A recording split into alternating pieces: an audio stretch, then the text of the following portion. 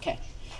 Good morning. Thank you all for coming. I know our office has fielded a number of phone calls from the media asking questions about William Evans, and this is a hard case for everybody. I think those of you that have worked in this office as long as I have or longer, we always say that we expect the worst, but sometimes we get it. And I was driving to the scene when we were notified on Thursday, and I was thinking about Marcus Feisel, who had just been 20-year anniversary, I think, the day before. And this just felt so similar. It was a little scary. And, we knew what to expect. Put your emotional armor on and walk in, but there are some things that you can't protect against. And I remember opening the door, and I was very grateful for Homicide for being the detectives, and the CIS people they were amazing. Very professional, very thorough. And I think I opened the closet door and just froze for a while. And they were very patient. But cause of death for this little boy was blunt trauma to the head. And he did have a number of other injuries. He had a comminuted supracondylar fracture of the distal humerus. And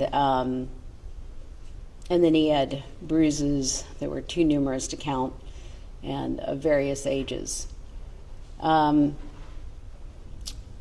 We don't know all the circumstances.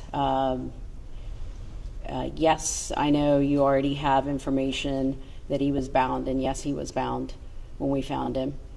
And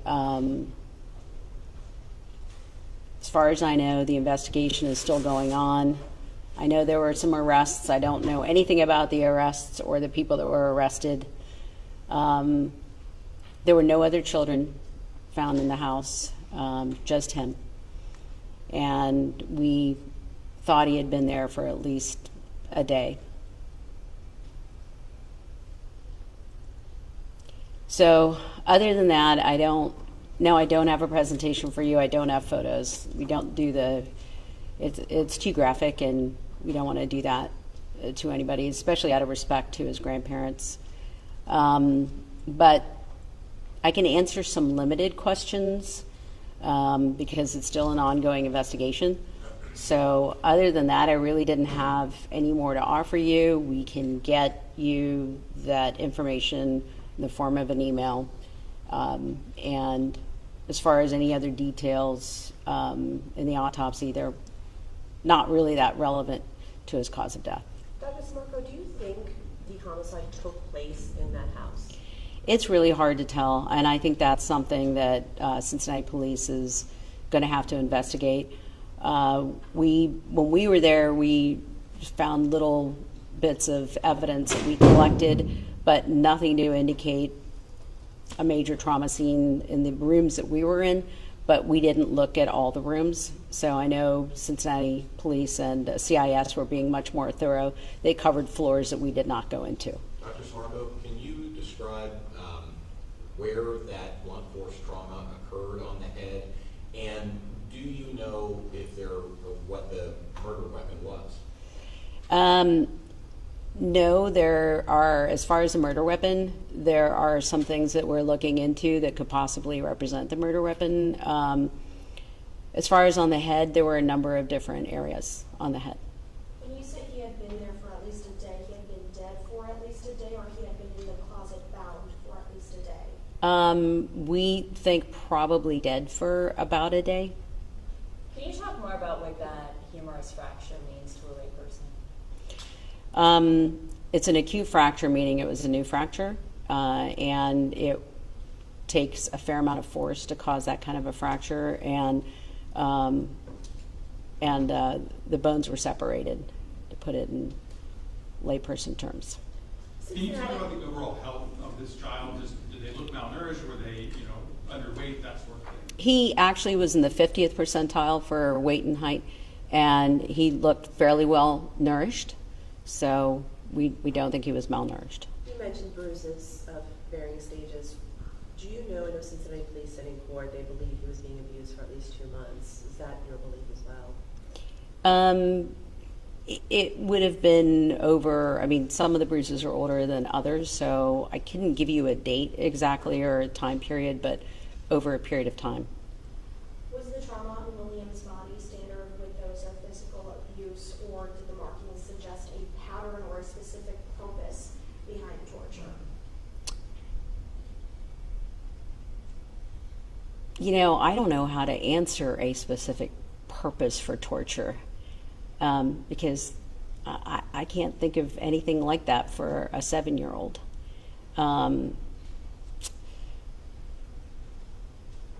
There wasn't any particular pattern. One example might be, was the mouth taped when he was bound to keep him quiet or anything like that? That was Can not. you go into a little bit more about the binding? Was it his entire body? Was it just the wrists and the ankles? Well, that's getting into a lot of detail that that I think we're probably going to keep out of the public eye for now. He was bound, and so that he couldn't move. But no, he did not have any tape over his mouth. Cincinnati Police also said there was water torture involved. Did your office find any signs of that? I don't know how to get. We're still doing some testing on his lungs, so don't have an answer yet for you. You were inside that home. Was there anything that you saw that was irregular or might have given way to the suspect's frame of mind inside that home, or anything you can share about what was found? We have been in a lot of different scenes that look really different, and everybody lives differently, not necessarily the way you and I would live.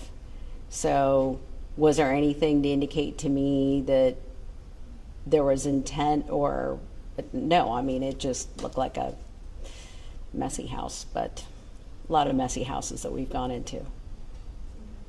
You brought up the case with Marcus Faisal and sort of the eerie, I guess, similarities, unfortunately.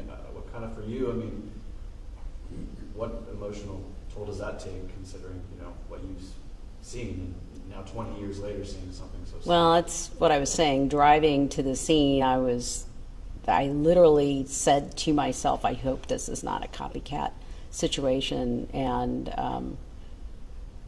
I don't know what somebody's motivations were, but there are some eerie similarities, and that's what bothered me about going to the scene. But yeah, I was saying this earlier to my staff, you never want to be on our top 10 horrible scenes to go to, and this is one of them. The closet that he was found in, was it like a bedroom closet, a hallway closet, a bathroom? Bedroom closet.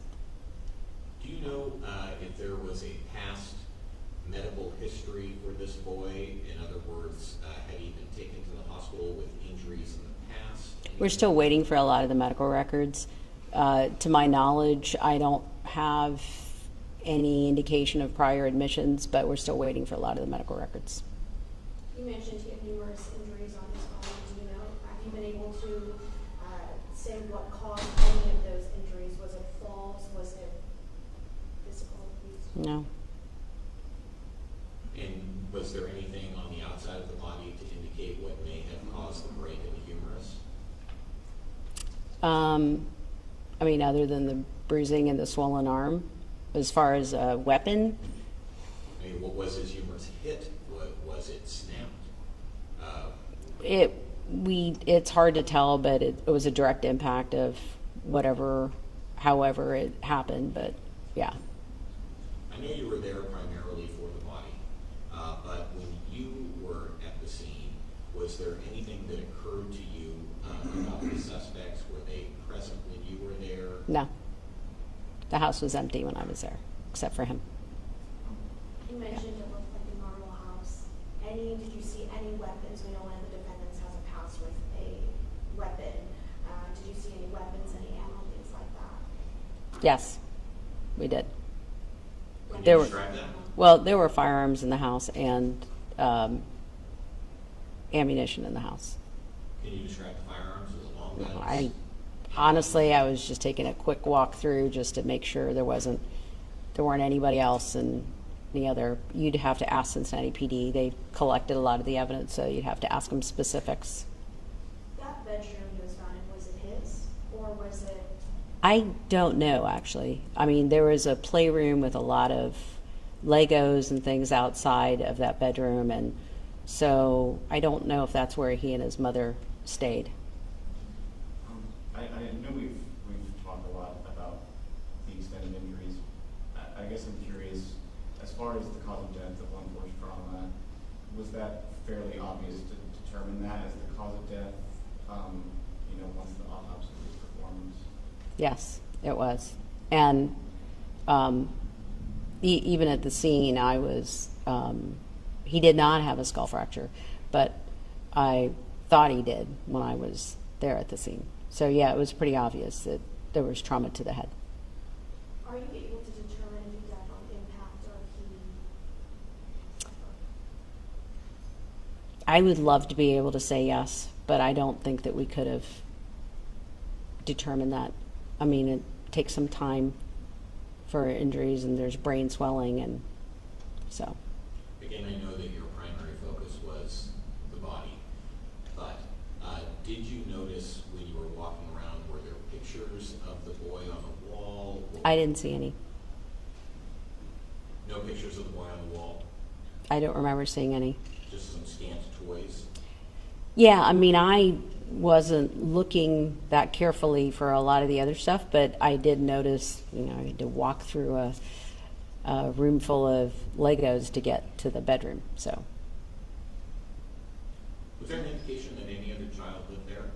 That's actually what I was looking for, to see if there were any other children, because there were just so many toys, but to my knowledge, no. Were you a bit surprised to see that this family would have provided all these toys and at the same time also allegedly tortured this child? Yeah. Yeah. I mean, looked like he had a ton of really cool, fun toys and things in the house, so. Seems Yeah. nonsensical. Does any of it make any sense to you? Because in 14 plus years, none of it makes any sense to me. None of it.